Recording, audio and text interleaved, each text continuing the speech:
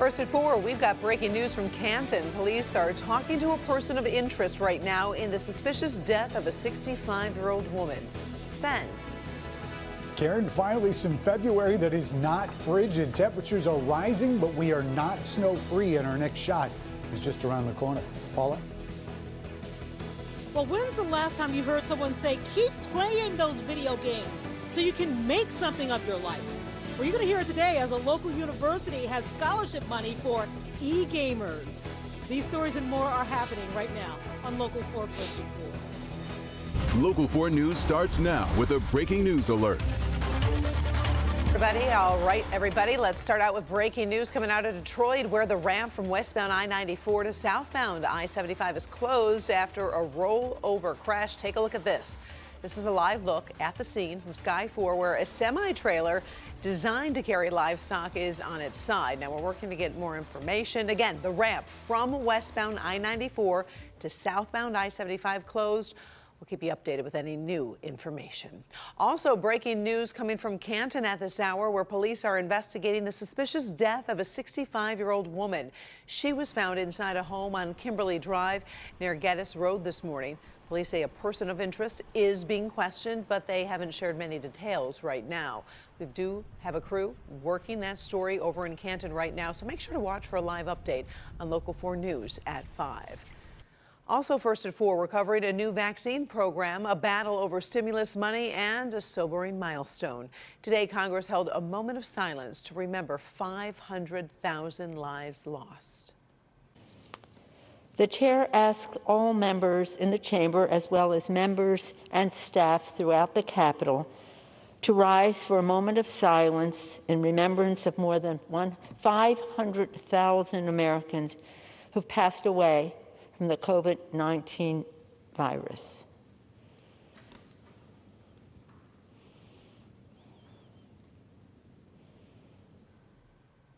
The state of Michigan reporting nearly 1,500 new cases of the virus over the past 2 days. We've also seen 3 additional deaths. Wayne County is opening a half-dozen vaccine clinics for seniors and other select groups in cities like Inkster, Canton, and Romulus. The response has been overwhelming. New at 5, we're going to take a look into some of the challenges, and we will tell you where things stand right now. You can always look for vaccine sign-up information at clickondetroit.com. Finally, the Michigan High School Athletic Association says spring sport activities will be delayed until March 22nd, and that's to allow winter sports to finish up and avoid that overlap. Now, the stimulus standoff in Lansing, House Democrats and Republicans are fighting over $5 billion in federal stimulus to help Michigan residents impacted by the pandemic. Democrats want the money released now to help towards vaccine distributions, food assistance, schools, and small businesses, while Republicans want to hold on to some of that funding. House Democratic leader Donna Lazinski says Republicans need to get on board. Republicans need to stop holding these federal stimulus dollars hostage. We need to take a simple up or down vote. This is not a partisan issue. These dollars should be at work here in Michigan right now. We cannot let another week go by. These dollars, many of them are use it or lose it.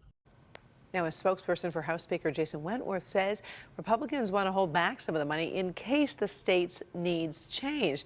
This is all part of an ongoing power struggle between Republicans and Governor Whitmer. We'll dig into that part of the story and what it means to you and your family on Local 4 News at 6.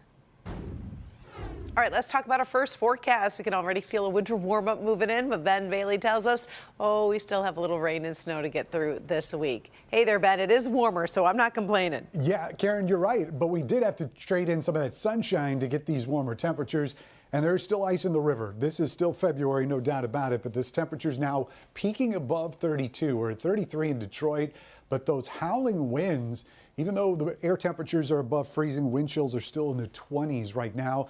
But look at this tonight. We're going to see these numbers actually rise through the overnight, and it will be warmer tomorrow morning for the morning commute than it is right now when we're expecting to see 35 degrees. But there is going to be rain and snow with that morning commute tomorrow, so we'll have to watch for a few slick spots there. Also, another shot of rain and snow on Thursday. Doesn't look all that impressive, but most of the week, pretty low impacts, at least from precipitation. We'll talk where temperatures go and get a sneak peek at the weekend, too. Never too early for that in just a few minutes. Karen? All right, thank you, Ben. Right now, MDOT is holding a virtual meeting asking for the public's input on an upcoming I-275 construction project that's going to go on in Wayne County. 24 miles of the freeway will be rebuilt and repaired over the next 3 years between Will Carlton Road and 6 Mile Road. MDOT wants to know if there are any concerns with that project. The meeting began just a few minutes ago, is expected to end around 5:30.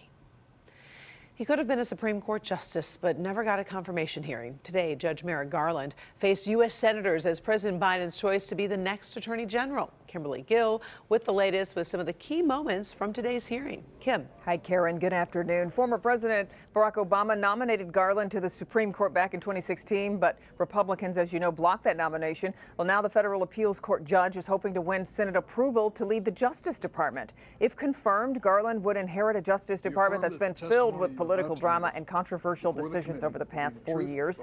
Today, Garland tried to make it clear he would represent the public interest and honor the Constitution. He talked about his #1 priority and his feelings about any possible political pressure. I would not have taken this job if I thought that politics would have any influence over prosecutions and investigations. If confirmed, I will supervise the prosecution of white supremacists and others who stormed the Capitol on January 6th, a heinous attack that sought to disrupt a cornerstone of our democracy, the peaceful transfer of power to a newly elected government. Garland's nomination has gained support on both sides of the political divide, and confirmation is expected. Of course, though, we'll keep you posted on any new developments. Until then, Karen, we'll send it back to you. All right. Thank you, Kim. Sure. Millions of Texas residents are still struggling to find food and water. Churches and food pantries have kicked into high gear to deal with the fallout from last week's devastating winter storm. Now you can see this line still stretched for blocks in the Dallas-Fort Worth area. People need water after frozen pipes cut off their normal supply. Over the weekend, President Biden signed a disaster declaration for hard-hit areas, freeing up critical federal aid. Local universities doing heavy sports recruiting, but you don't have to be able to run a 100-yard dash, shoot 3-pointers, or be able to do a backflip on the balance beam. Cleary University in Howell is known for being a business school, but Paula, I hear they are building a new athletics team, and it's getting a lot of attention. It is getting a lot of attention. And you know what? I can tell you that when I was in college playing Miss Pac-Man with my laundry money, I don't suppose I ever thought I would really go far in college. And you know what? I was probably right about that. But this is entirely different because these e-games are very, very sophisticated, and a lot of universities are using them to really attract new talent. Video games, once the folly of children and couch potatoes, e-games and the interest in virtual games is so high, they can now be parlayed into an education and athleticism. No need to worry about broken bones, aging out, or physical acuity. But if you're good at video games, Cleary University wants to hear from you. Who have an interest in business, that want to study along the lines of something in business, or one of the courses that we do offer here is 4-year degrees.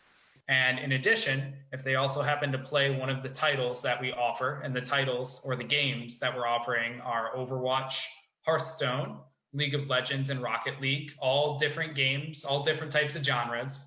But getting them here, if they play it and they want to be in a competitive environment and have an opportunity to be along like-minded people who want to play esports competitively, then this is the place for them. A focused business school, the university's main campus in Howell, prepares to break ground on an esports arena in March. And they are recruiting for the first ever Cleary University varsity esports team. Jared Erickson is the head coach. Esports in its simplest form is competitive video games, often team games, played by professional or collegiate players for spectators. And that's a big part of it, having an audience to be able to watch you. E-athletes will have similar eligibility requirements, like you have to be a full-time student, you have to have the ability in your e-sport of choice, you have to keep your grades up, but there is scholarship money to go to college if you're good enough.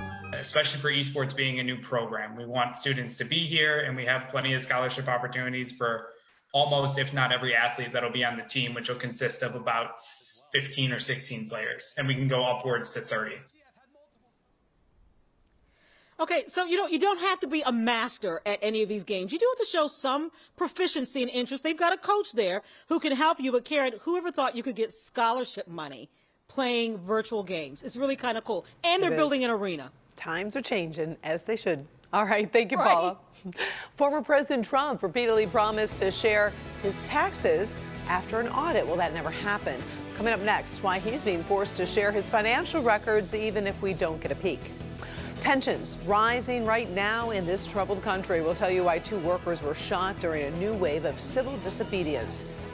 And a special bloom caught on camera. The story behind this rare video right after the break. Tomorrow morning at 6:30, find out how this local farmhouse helped many slaves find freedom and see how it was almost lost. Tomorrow on Local 4 News Today.